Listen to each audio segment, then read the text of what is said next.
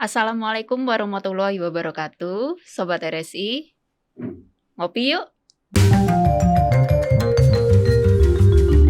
Ini baru Ngopi Bray, ngobrol penuh inspirasi bersama RSI Jemur Sari.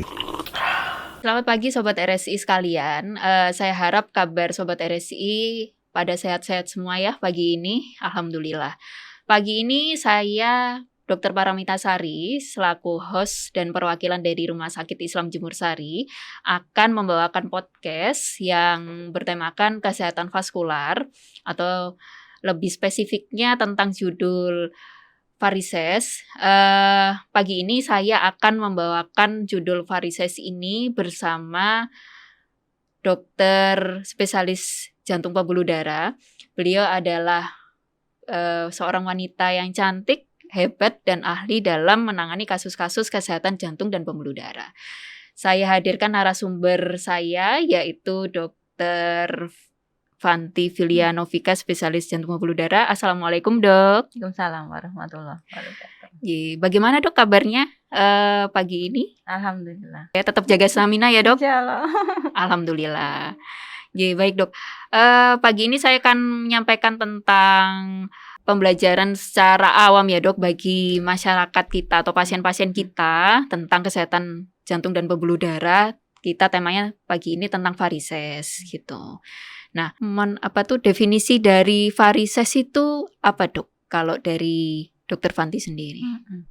Varises itu adalah gangguan dari anatomi sebenarnya. Jadi harusnya pembuluh darah itu kita bicara varises berarti bicara vena ya. Vena itu beda dengan arteri. Jadi kalau arteri tidak punya katup, tidak punya pintu, kalau vena dia punya pintu supaya aliran darah yang ke atas dia tidak kembali ke bawah, tutup sama pintu. Kalau arteri kan dia harus ke bawah, makanya nggak ada pintunya tiapnya. Nah, varises itu katup ini tuh dia lebar gini, membuka.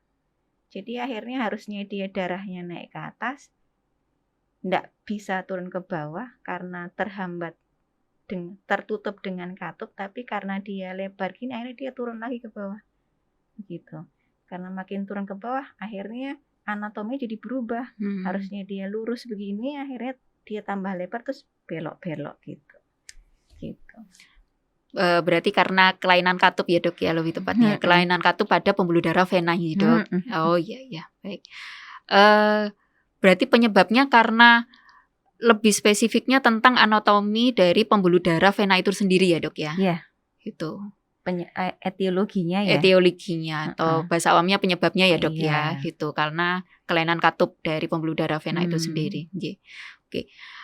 Kalau terjadi pada pasien tuh banyak nggak sih dok apa tuh varises ini? Banyak sekali. Banyak sekali. Iya. Jadi yang menyebabkan varises itu biasanya paling banyak adalah kita yang suka mager, males gerak, nggak bergerak begitu ya. Kemudian obesitas. Karena kalau kita gemuk kan berarti kaki itu akan menopang sekian besar berat badan kita. Jadi kan aliran darahnya akan makin banyak ke bawah. Kita yang sering duduk lama begitu. Kalau duduk lama kan berarti darahnya ke bawah, backflow ke atasnya kan berkurang. Atau kita yang sering banyak berdiri. Jadi kebanyakan adalah pasien-pasien yang pekerjaannya berdiri dan duduk, termasuk ya banyak ya. Kita pun juga begitu ya. Iya dok ya. Betul. Iya dok. Kalau antara perbandingan laki-laki dan perempuan dok, itu jumlahnya pasiennya sama nggak dok? Perbandingannya banyak perempuannya. Oh banyak perempuannya ya dok ya. Karena perempuan banyak mager, karena mager jadi gemuk. Karena gemuk jadi nggak mau olahraga begitu ya. Sebenarnya itu bisa diatasi dengan mengurangi faktor resikonya. Jadi nggak banyak mager ya, berat badan diturunkan ya kayak gitu. Lebih banyak aktivitasnya ya dok ya. Gitu. Kalau hubungannya sama seperti penyakit yang kayak komorbid gitu dok yang kita kenal seperti kencing manis atau hipertensi dan yang lainnya, apakah varises itu akan lebih rentan dok? Rentannya iyanya adalah diabetes karena kan makin gulanya tinggi makin mudah rapuh ya pembuluh darah. Jadi strukturnya akan makin mudah ndak kuat gitu ya. Jadi ya iya menurut saya. Oke. Ya dok. Terus gejala dan gambaran klinis apa dok yang paling sering terjadi pada pasien-pasien varises itu dokter? Iya. Paling banyak pertama adalah gampang capek. Okay. Jadi jalan misalkan muter-muter mall begitu sampai rumah gitu pegel kakinya pingin dipijet. Biasanya akhirnya jadi lebih sering ke tukang pijet minta diurut. Karena kakinya gampang capek. Nanti kalau sudah diurut sudah enakan lagi karena kan asam laktatnya meningkat di kaki. Nah, terus yang kedua bisa gatal. Jadi gampang gatal. Paling sering adalah di daerah media, daerah tengah-tengah begitu. Itu gatal pokoknya. Apalagi kalau kita berdiri lama, kita duduk lama, gatal kaki. Bisa jadi bengkak. Jadi banyak datang ke dokter jantung itu dengan keluhan kaki bengkak. Iya. Asumsinya adalah kakinya bengkak, wes ini sakit jantung begitu ya. Setelah dievaluasi jantungnya ternyata jantungnya normal. Ternyata setelah dievaluasi lagi, oh iya ternyata emang ada varises ya, makanya bikin kakinya bengkak. Sampai luka terkadang. Jadi banyak datang sudah late onset begitu ke dokter bedah gitu ya, sudah luka, sudah warnanya hitam kakinya, begitu sudah tebel, keras begitu ya. Ya itu sih. Iya. Terus ada pertanyaan lagi sih dok, kalau gejala klinis ini varisesnya itu kan biasanya kalau kita lihat atau masyarakat awam melihat itu kan di istilahnya di betis ya dok ya, baik kanan maupun kiri begitu. Itu tuh memang biasanya kan kelihatan seperti ada apa tuh yang biru-biru atau kelihatan biru agak kehijauan begitu ya dok ya. Kayak ular gitu. Iya kayak ular gitu. Nah itu tuh terus itu yang apa tuh seperti ada tandanya yang ular tuh. Terus kalau yang bengkaknya itu lebih ke betisnya juga atau ke pergelangan kakinya dok? Iya, tergantung. Kalau misalkan varisesnya sudah berat ya sama seperti orang sakit gagal jantung itu. Sampai di betisnya ya, sampai di bawahnya lutut begitu bengkaknya. Bengkak, biasanya bengkak merah.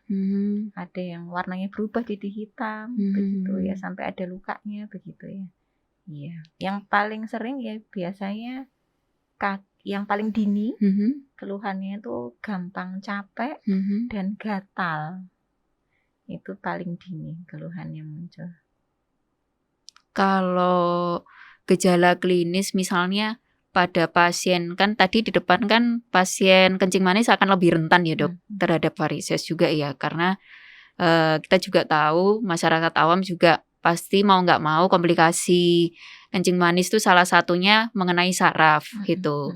Nah pasien-pasien juga pasti tahu bahwa mengenai saraf itu yang paling dini sendiri itu merasa kakinya itu tebal, terus apa itu kadang yang merasa gatel, terus ngerasa kebas juga itu.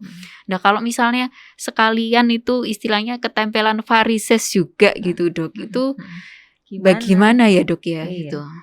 Jadi ya memang harus periksa menurut saya, dipastikan bahwa kaki yang tebal dan tidak nyaman bengkak itu memang bukan dari jantung atau memang dari varisesnya, ya dipastikan.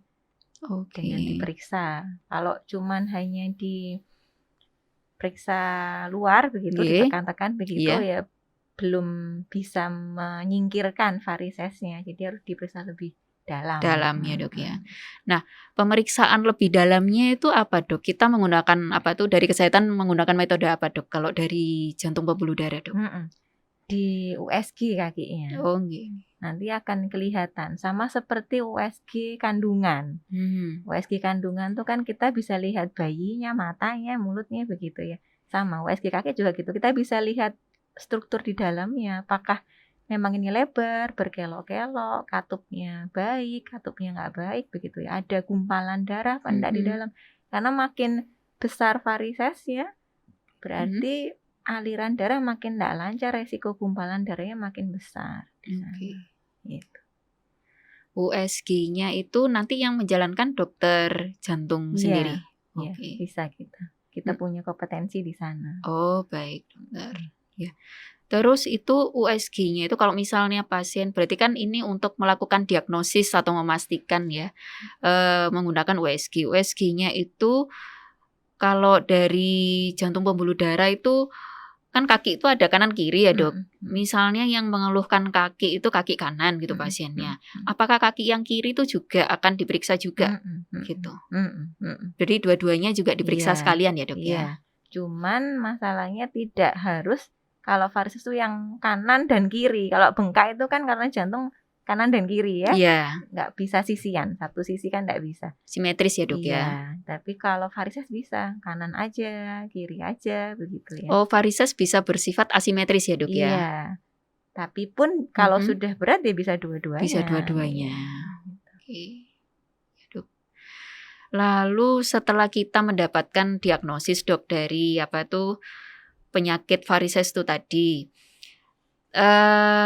caranya kita mengatasi bahwa misalnya kita sudah tahu nih kalau pasien itu, oh ini memang varises Bapak Ibu gitu. Terus hal apa yang kita lakukan untuk memberikan solusi atau memberikan terapi kepada pasien-pasien kita yang sedang menderita varises ini, dokter? Dari jantung pembuluh darah bagaimana, dokter? Iya, yang pasti kendalikan faktor resiko. Jadi kalau kita banyak mager ya harus bergerak. Cara bergeraknya bagaimana? Jalan, naik sepeda itu sangat membantu. Kalau enggak bisa masih kagungan sepeda statis ya pakai sepeda statis. Kalau enggak ya jalan itu sudah sangat membantu. Kemudian olahraga jinjit. Jinjit itu jinjit turun lagi jinjit begitu. Nah, itu membantu karena dia ototnya memompa venanya buat bekerja begitu. Buat yang dokter sampaikan di awal tadi ya, untuk big flow ke atas itu tadi ya. Jadi pembuluh darah kan begini. Nah, otot itu di luarnya. Jadi kalau kita olahraga, dia ototnya akan mompa gini loh. Jadi darah itu tidak sempat turun lagi ke bawah tapi dinaikkan ke atas dengan ototnya itu. Ya. Jadi nggak sempat statis gitu ya, Dok ya. Iya, gitu. Kemudian bisa dengan kalau misalkan kita nonton TV begitu, biasanya kan nonton TV sambil duduk, sambil tiduran gitu kan, terus kakinya di bawah gantung. Yeah. Nah, itu lebih bagus kalau kakinya diluruskan. Jadi nggak turun ke bawah. Atau kalau misalkan nonton TV lama, pakai kursi kecil, disangga kakinya. Kemudian kalau tidur diganjal, jadi posisinya berbaring, terus kakinya diganjal guling lebih tinggi begitu. Ya, itu aja. Itu yang cara sederhana ya, Dok, yang maksudnya yang lebih dekat dengan masyarakat ya. Yang bisa dikerjakan. Ya, bisa dikerjakan ya. Kalau ada cara yang atau dalam bahasa kita intervensi yang lain nggak, Dok, dari medis untuk misalnya kalau luka misalnya atau luka robek ya dijahit. Kalau ini varises, apakah ada terapi atau tindakan khusus, Dok, dari ranah medik untuk yang ada varises akhirnya tidak ada varises gitu. Jadi kalau memang sudah diperiksa lebih lanjut pakai USG gitu ya, kita lihat grade-nya. Kalau misalkan masih ringan, dia bisa pakai stocking compression namanya, stocking varises gitu ya. Ya seperti ini. Jadi ada namanya stocking varises ini ada 2, ada yang below nih sama above nih. Jadi ada yang di bawah lutut sama di atas lutut. Oh baik. Tergantung varisesnya sepanjang apa. Kalau sampai di paha ya berarti harus pakai stocking yang setinggi paha. Kalau varisesnya cuman di bawah lutut ya segitu makainya gitu ya. Oh gitu. Nah, masalahnya ini terkendala karena bukan stocking kayak Pragawati Iya, begitu ya. iya. Jadi tujuannya kan dia untuk tetap menekan vena itu supaya bisa lebih rapat gitu ya. Iya. Sama kayak tadi jinjit-jinjit. Iya. Nah, berarti kan harus kuat merekatnya. Nah, makainya tuh susah. Biasanya kalau pasien-pasien yang apalagi yang nggak sabaran gitu ya, mau ke susu kemana-mana tuh nggak bisa tuh dibuat ke susu. Jadi emang harus pelan-pelan makanya. Solusi yang lain adalah pakai bebat kayak elastic bandage itu warna coklat itu. Biasanya kan kalau orang habis operasi begitu kan ada yang coklat-coklat itu, nah itu dibebatkan aja, ditelateni, dipakai tiap hari pada saat mereka itu beraktivitas, kemudian nanti kalau istirahat dilepas, atau kalau ke kamar mandi dilepas. Itu sangat membantu. Oh gitu. Cuman kan memang mereka punya batas waktu ya, kadang-kadang molor gitu ya. Iya Dok. Nah betul. kalau stocking tuh sebenarnya molornya tuh lama, setahunan begitu ya. Ya itu aja. Kalau yang stocking itu tadi itu misalnya pasien itu sudah terdiagnosa sebagai varises, terus kan kita tentukan derajatnya ya Dok ya itu. Terus masalah stocking itu tadi itu memang stocking yang khusus ya Dok ya? Apa tuh? Khusus varises. Khusus varises ya. Oh begitu ya. Dan dia ada ukurannya. CCL 1, 2, 3 begitu ya, tergantung derajat ringan sedang beratnya. Itu bisa diukur dengan di USG tadi, USG vaskuler tadi, di Doppler. Nah, nanti kalau misalkan dalam dievaluasi kan, dievaluasi 1 sampai 3 bulan begitu. Kalau ternyata membaik ya bisa diteruskan. Kalau ternyata keluhannya masih sama ya nanti berarti dilakukan tindakan yang lain begitu ya. Berarti kalau misalnya setelah pasien itu terdiagnosa varises, gradingnya juga sudah tahu atau derajatnya sudah tahu, terus dokter jantung menyarankan oh ya terapinya pakai stocking dulu. Setelah evaluasi kurang lebih 2-3 bulan memang nggak berhasil, terus akan dilakukan tindakan Dok. Tindakan apa lagi Dok selanjutnya setelah misalnya evaluasi dari intervensi pakai stocking itu tadi nggak berhasil Dok? Tindakannya adalah di laser ya, EVLT, endovenous laser thermal ablasi. Jadi dikecilkan, pembuluh darahnya dikecilkan, tapi tidak dioperasi ya. Jadi ya cuma di anestesi lokal aja. Jadi pasien bisa pulang, jadi habis tindakan langsung pulang, bisa langsung jalan-jalan begitu ya. Jadi nggak perlu menunggu lama untuk bisa jalan. Oh iya. Operatornya juga dokter jantung sendiri ya Dok ya? Oke. Terus biasanya nih Dok kan pasien-pasien itu belum mendengar kata laser itu misalnya itu stockingnya nggak berhasil nih, terus kita menyarankan dari medis itu karena agak bandel istilahnya, terus ditawarkan laser. Biasanya kan pasien-pasien tuh pada takut nih gitu. Memang ada efek samping nggak sih Dok misalnya sampai ke tahap laser, terus habis itu untuk efek samping jarak dekat maupun jarak jauh itu ada pengaruhnya nggak sih Dok kalau dari laser itu? Iya, sejauh ini nggak ada ya.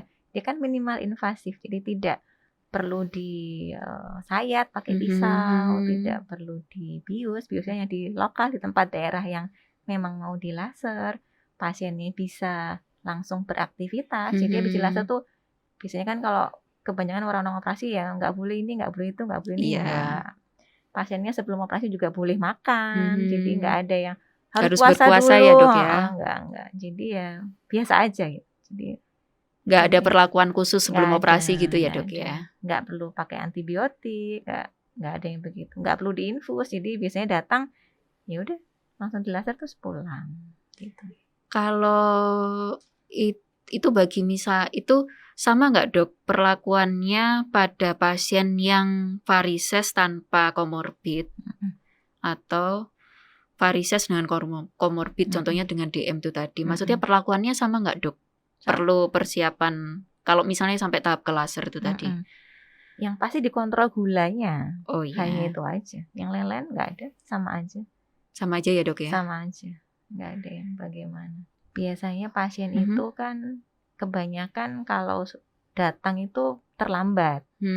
Terlambat dalam artian sudah berobat ke mana begitu, kemudian karena sudah jadi bengkak keras, baru bengkak keras hitam, baru datangnya, oh ini sudah kakinya 2, sudah bengkak keras hitam, datangnya ke jantung begitu ya. Biasanya kalau sudah gatal-gatal ya mereka ke dokter kulit begitu ya, diobati gatalnya. Kok gatalnya masih ada, lukanya basah, tambah besar, datang ke dokter bedah begitu. Setelah diperbaiki sudah sembuh, kemudian kok muncul lagi di tempat yang sama begitu. Kok tambah bengkak sekarang begitu ya. Terus baru ya ini ke dokter jantung. Ini karena jantungnya soalnya kakinya bengkak begitu. Iya dok. Ternyata setelah dievaluasi jantungnya normal. Setelah dilihat kakinya, oh iya ternyata ada varises. Ada varisesnya.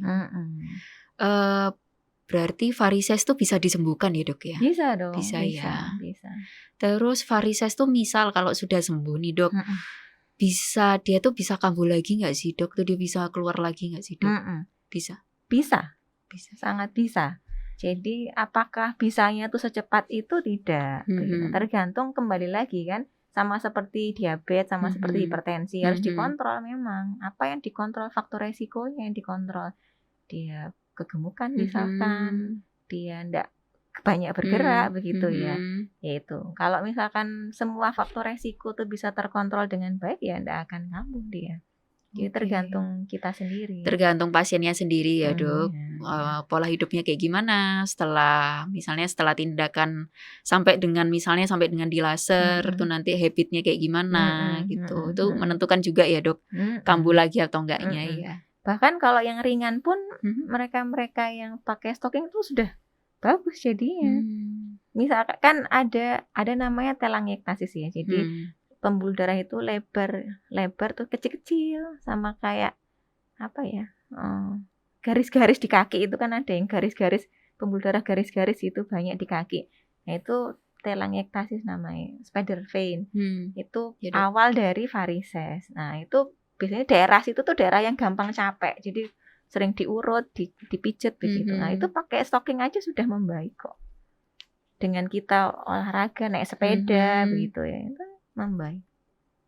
Oh ya dok, berhubung itu tadi kan pasien-pasien varises itu akan sering capek ya dok ya. Terus kan lumrahnya mungkin diurut, dipijet gitu. Itu sebetulnya bahaya nggak sih dok kalau misalnya di tempat tersebut itu ada varises nih, terus kita itu emang sengaja kan, nggak mungkin nggak sengaja ya dipijet itu ya.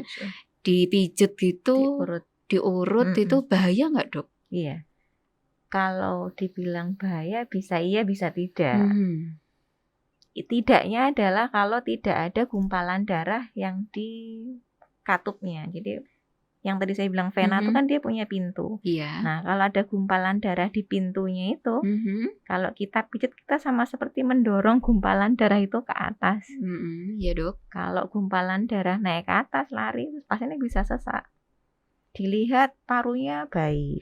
Kan sesak itu kan bisa karena paru, bisa karena jantung. Dilihat jantungnya baik, parunya baik. Ternyata setelah dilihat kakinya banyak gumpalan darah di venanya, ya bisa jadi lepas itu ke pembuluh darah kecil di paru, jadinya sesak pasiennya. Yang namanya emboli paru itu ya dok. Betul. Nah itu sebenarnya kalau kita memang punya varises bukan tidak boleh dipijat, tapi tidak boleh diurut. Nah, gitu yang sampai begini ya dok ya. Jadi boleh cuma dinyet-nyet aja. Lebih kayak massage aja ya dok ya, dipijat aja ya. Nah, kalau kita datang ke tukang pijat itu kan makin kita mengeluh, daerah situ yang makin ditekan karena yang sakit di situ. Iya betul dok. Ternyata ya nggak boleh. Kalau ada gumpalan darahnya, kalau nggak ada ya nggak apa-apa. Ya makanya tuh periksa dulu ya, dipastikan tidak ada apa-apa. Gitu. Tapi kan kita juga nggak tahu ya dok, di situ ada gumpalan darah apa enggaknya, itu kan kita nggak tahu ya. Iya betul. Iya benar. Ya, satu lagi Dok, ini pertanyaan terakhir. Intermezzo aja sih Dok, ini pertanyaannya nggak ada hubungannya sama varises. Ini berhubungan dengan memang kesehatan secara netral ya Dok. Menurut Dokter Fanti sendiri, makna sehat dari Dokter Fanti sendiri itu apa sih Dok? Makna sehat Ya. itu Ini kita share untuk pasien-pasien supaya pasien-pasien itu juga termotivasi Dok. Makna sehat sendiri itu dari seorang Dokter Fanti itu bagaimana Dok? sehat pikiran, Ya. sehat badan, sehat jiwa ya. Iya. Kalau sehat pikiran ya, bahasa saya ke pasien-pasien biasanya kalau nggak mikir ya nggak mungkin. Iya betul Dok. Tapi mikirnya nggak usah nemen-nemen. Kalau punya keluarga ya dibagi aja itu supaya nggak berat. Karena dia mengganggu nanti, mengganggu jiwa. Sama kayak kalau anak SD yang ujian gitu, Iya. habis lagi ujian sakit perut, mual begitu, nggak enak badannya, tapi habis ujian selesai hilang. Iya. Nah, ternyata itu sakit ini ya, sakit apa ya? Sakit pikiran ya. Sakit psikis ya Dok Iya, ya. betul. Sehat badan Sehat ya. badan. Sehat ya harus olahraga ya. Apapun itu diluangkan. Kalau saya bilang minimal seminggu 3 kali, minimal jalan, minimal 30 menit dan tidak butuh berkeringat. Nggak perlu kan jantung, kalau kita berkeringat jantung juga nggak berkeringat begitu ya. Yang penting kan sirkulasi darahnya baik. Syukur-syukur bisa tiap hari, bisa lebih lama, syukur-syukur bisa begitu. Kemudian sehat badan ya memang makanannya yang baik ya. Iya. Bukan berarti terus nggak boleh ini, nggak boleh itu. Iya Dok. Tapi ya dibatasi. Pingin kan secukupnya. Iya. Tapi nggak satu bakul dihabiskan semua kan ya. Iya, iya Dok. Ya gitu aja. Ya, berarti sehat jasmani maupun rohani ya Dok ya, pada intinya seperti itu ya. Baik.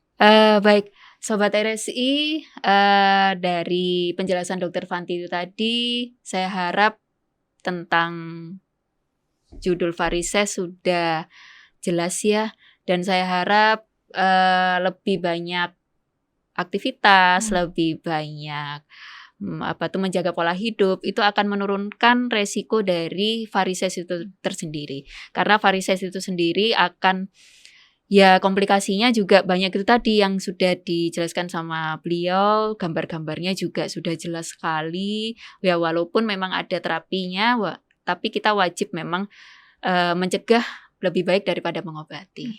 Ya. Terima kasih banyak Dokter Fanti, salam sehat selalu. Sama-sama. Ya, semoga berkah selalu ya Dok. Amin. Sobat RSI, saya dan Dokter Fanti harap pamit undur diri. Wassalamualaikum warahmatullahi wabarakatuh.